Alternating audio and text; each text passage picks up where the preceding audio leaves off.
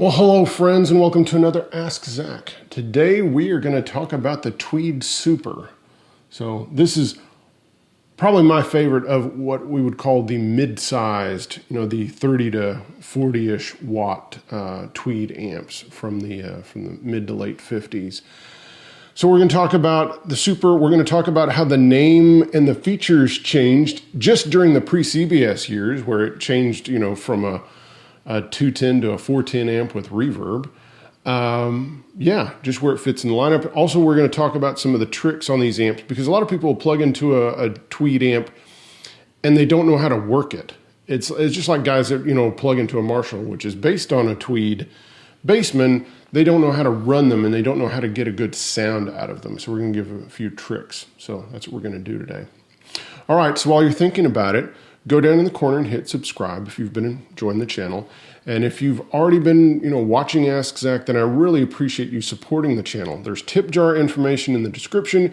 You can go to askzach.com. You can check out some merch like this, amp circuit shirt or a coffee mug, or you can check out becoming a friend of Ask Zach, which is a way to support the channel on a monthly basis. And I'm super appreciative of those guys. So thank you. All right.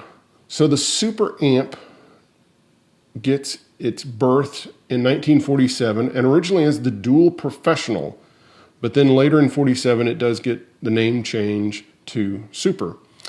And these amps are really interesting. They have a V front, and they have this chrome piece down the middle, and they have two 10s.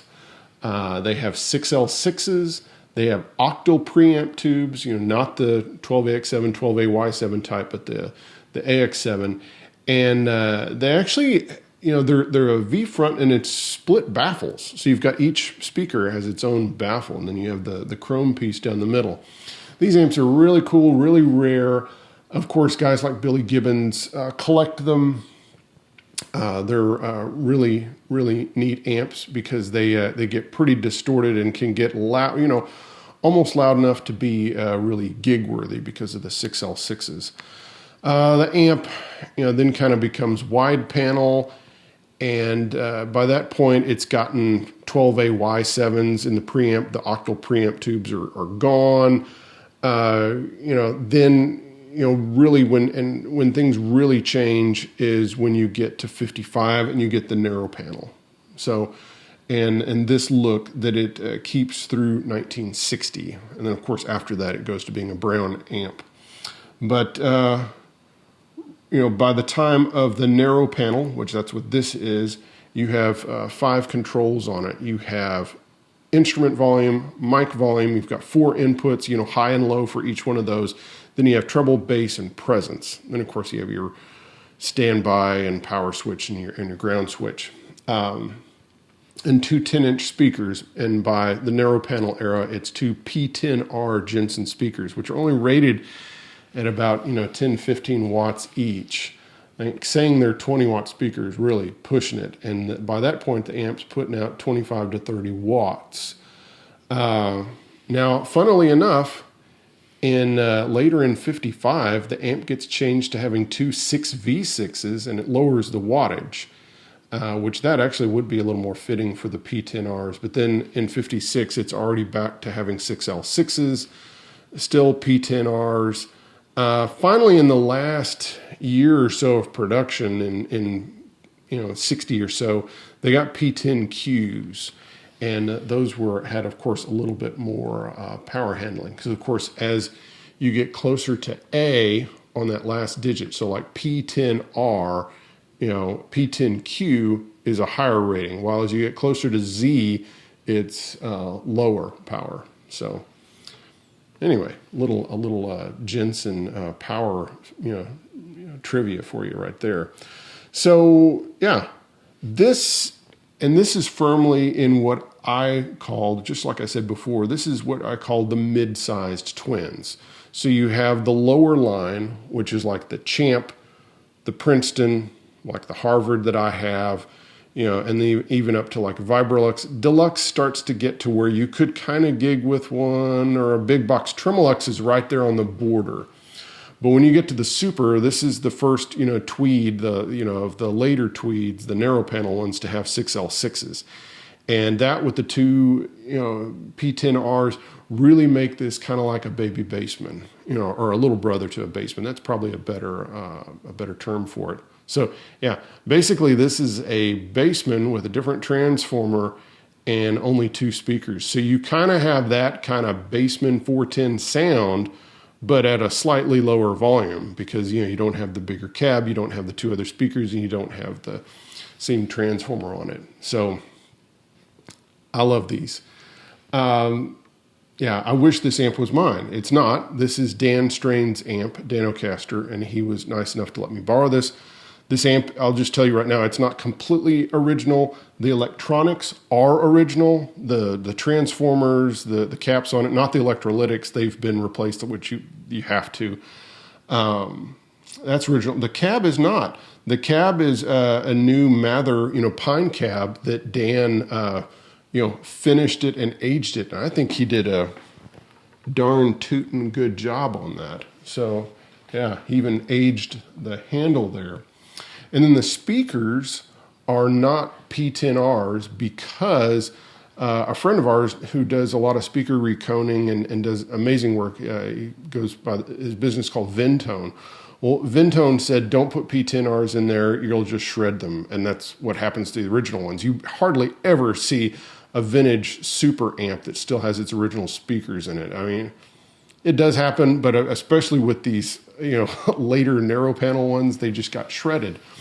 So he made a speaker that was kind of like using old magnets and frames. He made some speakers that were kind of like an upgraded P10Q. So an alnico magnet, but just higher rating so that you wouldn't just shred them in this amp. So you can turn this amp up and get all sorts of fun sounds out of it. So, yeah. Let's, before we go into the finishing out the lineage of the amp, let's just talk about some of the tricks of these amps, which would include, of course, the Bandmaster and the Pro, and I guess the Bassman also. The Bassman is kind of the step above those, but you have the Bandmaster, the Super, the 310 Bandmaster, the 210 Super, and the 115 Pro are all basically the same amp, just different transformers in them. And of course cabs. So one thing you really have to do to take advantage of these amps, or all the copies that are out there, there's great copies and kits of these era amps, you really need to bridge the channels. So you'd plug into the instrument channel, and then on the second input you'd run a little short patch cable like I have from the second input on the instrument into the mic channel, and then you run the mic up a little bit lower, or you can do whatever you want with those, but by mixing the two of them, you just get a bigger, fatter sound. The other real key on these is, well, one, the presence control can be pretty subtle on these amps, and then the treble knob kind of does what it's supposed to do, and then depending on your instrument, you would set the treble control. Where it really gets important is the bass control. The bass control is the heart of getting what I call the two different important sounds on a Tweed amp. You have big glassy Tweed and you have gnarly Tweed. And big glassy Tweed is by putting the bass control all the way up or close to all the way up. And gnarly Tweed is backing the bass control down. And I'm going to show you how different they are. So first off, this is how I was playing from the beginning of the show. This is the bass control all the way up to get, what I would call the big glassy Tweed sound with big bass.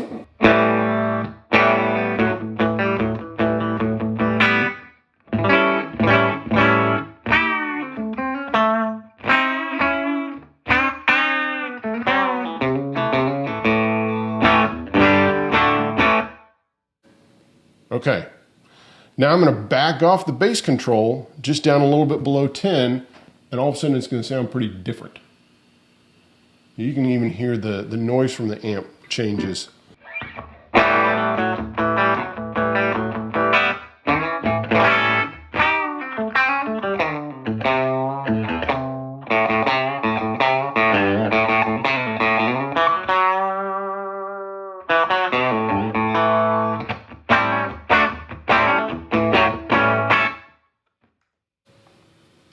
very different sound.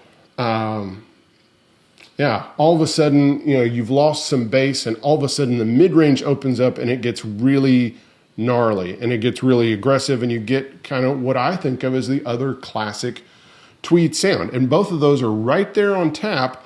All you have to do is use your bass control. All the way up if you want big and glassy, back it off a bit, and you get that, all of a sudden it shifts things to the mid, and you get that gnarly mid-range that's really nice and aggressive. So, yeah. So in 1960, of course, that was the last year of it being, Tweed, and then it goes to being a Brown amp, and they add a really nice tremolo sound to it. And the Brown Super, I always think of as the Big Al Anderson from NRBQ amp. And that's just because he's probably the only famous player I could think of that played one. And he used one a lot all throughout the 80s and 90s with NRBQ. And I love that sound, and I love his playing. And I loved seeing him with a Brown Super. And then usually he would have like a Roland Space Echo or something like that going on, and using a telly, and just classic sound. Then, of course, funnily enough, the Super in late 63, 64, all of a sudden it becomes a 410 amp with reverb. And it was like, what happened? The Vibrolux goes from being a 112 Brown amp, it becomes a 210 black amp with reverb. The concert, the concert reverb should have been, what we call the Super reverb. But anyway, all these strange things happened. It would have been fun to have the Super reverb that was the 210, with reverb amp, what we think of as the Vibrolux reverb. So that's just my personal take. But the amp has gone on and on and on, and there's probably been very, few times when there wasn't a Super reverb or a amp with the name Super in the lineup. It's been an important part. There's even like a Tone Master Super reverb now. So, but these Tweeds, of the mid-sized Tweeds that are actually giggable, this one's my favorite. And I've already made Dan promise that if he ever sells this, he's got to give me, first dibs. And now I have it on video. So I need to thank a certain source that was very important in this, and that's this Fender Amps, the First 50 Years by John Teagle and John Sprung. This, if there's one Fender Amp book that you're going to have, it's this one. This one, it has, chapters on the various Fender amps, and it takes you through the whole, kind of lineage through the classic, eras, the Tweeds, the Browns, the Black Faces, and etc. Has a lot of good stuff on, has a lot of good photos and all sorts of info, and I highly recommend this. I hope that it's still in print. So I'll put if it's still in print, I'll put a link in the description so you can pick this up, because this is wonderful. Of course, John Sprung has also been a really important guitar photographer through the years, besides writing this wonderful, wonderful book. So, all right. Well, I hope you enjoyed today's episode. Of course, I was using my 57 Esquire, and no effects or anything, just plugged straight into the amp. That's the great thing about these Tweeds, is that they just have this resonance and this wonderful sound to them where it is nice to have echo or verb with them also, but it's like even when they're naked, as it were, just by themselves, they sound wonderful. Well, all right, guys, I hope you've enjoyed today's episode, and I'll see you next time. Bye-bye.